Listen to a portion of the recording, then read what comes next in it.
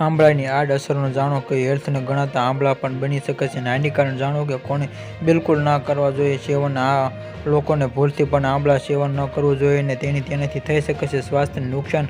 આંબળાથી થતા નુકસાન જાણીતી કે ઉઠશું કે આંબળા વિશે એવું કહેવામાં આવે છે કે આંબળા વાળ અને શરીર માટે ખૂબ જ ફાયદાકારક છે. તમારે માટે તમારા આહારનો સમાવેશ કરવો જોઈએ કે તે વિટામિન સી અને ભરપૂર માત્રામાં હોય. અને પરંતુ સૌથી જાણી શકો છો કેટલાક લોકોએ આંબળાનું સેવન ન કરવું જોઈએ ને તેનું સેવન કરવાથી નુકસાન થઈ શકે છે. ઘણી જગ્યાઓમાં શિયાળામાં સિઝનમાં આંબળાનું જ્યુસ પણ મળતું હોય છે અને આ ગ્લાસ ભરીને આવા જ્યુસ પીવા જશો તો ખરેખર પીવા ન જોઈએ. અને આ જણાવ્યું છે કે ખાસ કરીને કોરોના કાળ બાદ હવે જો કે વધુ હેલ્થમાં કોન્શિયસ બનતા જોઈએ છે. તે જોતા હશો કે વહેલી સવારે તેમની સત્વર પર ખાસ કરીને વિવિધ ગાર્ડન બહારમાં અલગ અલગ પ્રકારના સૂપ વેચતા જોવા મળે. મોટે ભાગમાં આ સેવા અને મોટે ભાગમાં આદુ, લસણ, કાળા મરી, સીધા લસણ, લીંબુ જેવા વસ્તુઓ નાખવામાં આવે છે. વસ્તુનું સેવન સ્વાસ્થ્ય માટે લાભદાયક હોવાનું માનવામાં આવે છે. જુદી રીતે લોકોને આ આંબળાનું જ્યુસ પીવું શક્ય નહીં અને હૃદયના દર્દીઓને આંબળા ખાવાથી વાળમાં લંબાઈ તેમજ શરીરના ખૂબ જ સ્વસ્થ રહે